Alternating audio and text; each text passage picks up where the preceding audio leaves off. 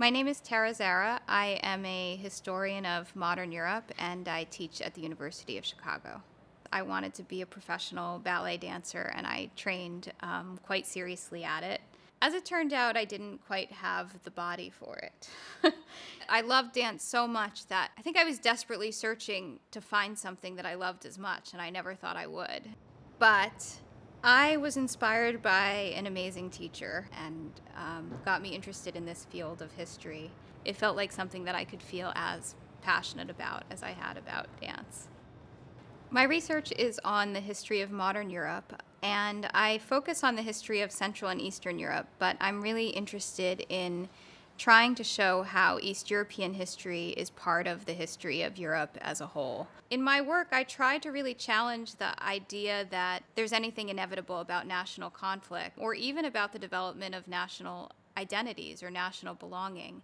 I became interested in nationalism in particular because I was really interested in how ordinary people got involved in politics. I found that studying children was a particularly interesting and useful way of getting at that question because, of course, children aren't born with nationalist feelings, but children are or became the objects of all sorts of political activism at the 20th century. Everybody who was thinking about the future is thinking about children and mobilizing around children and trying to claim them for one side or another. And so it seemed like a particularly interesting lens through which to understand how societies became nationalized or in many cases didn't become nationalized.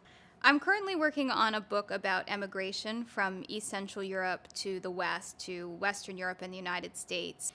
And I got interested in this project in part because I was curious about how it affects a society when almost 1/10 of the population leaves in the course of a generation. How does it affect the people back at home, their families, their politics, their societies? When I got the call from the MacArthur Foundation, I was shocked, surprised, thrilled. It's not the kind of thing that you can even dream about happening, and so it felt like being struck by lightning, but a particularly good kind of lightning. My hopes are that this fellowship will enable me to take more risks, to go to new archives and begin new collaborations, and to think even more about how I can link my work to issues facing the world in terms of migration in the present day.